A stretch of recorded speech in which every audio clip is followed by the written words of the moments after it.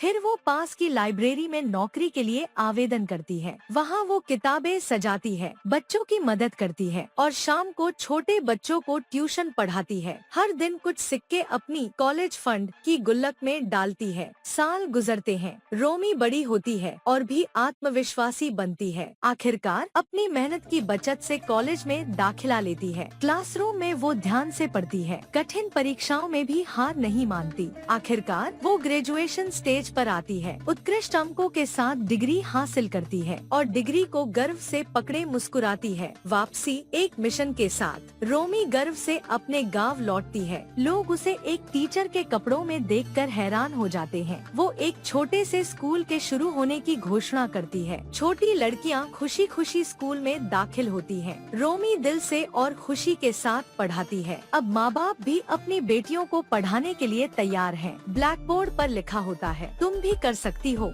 जो लड़कियां पहले उस पर हंसती थी, अब अपनी बेटियों को उसी के स्कूल में लेकर आती हैं। रोमी एक छोटी बच्ची के जूते के फीते बांध रही होती है। क्लासरूम की दीवारें बच्चों की बनाई चित्रों और प्रेरणादायक शब्दों से भरी होती हैं। एक दिन रोमी गांव की सभा में खड़ी होकर कहती है, हिम्मत, दोस्ती और मेहनत से कुछ भी संभव है। उसकी माँ गर्व से उसे देख रही होती है। रोमी गांव वालों के साथ मिलकर एक नया क्लासरूम बनाती है। स्कूल के गेट पर एक बैनर लटक रहा होता है, शिक्षा सबके लिए। सूरज डूब रहा होता है और बच्चे हंसते खेलते नजर आते हैं। रात को रोमी अपनी डायरी में लिखती है, यह तो सिर्फ शुरुआत है। स्कूल की दीवार पर एक सुंदर म्यूरल बना होता है। रोमी की संघर्ष भरी कहानी, एक लड़की से लेकर टीचर बनने तक। एक नन्ही बच्ची उस म्यूरल को आश्चर्य से देख रही होती है। रोमी अपनी पुरानी फटी हुई किताब को एक शेल्फ में रखती है, जिस पर लिखा होता है, कभी न भूलना। अंतिम दृश्य,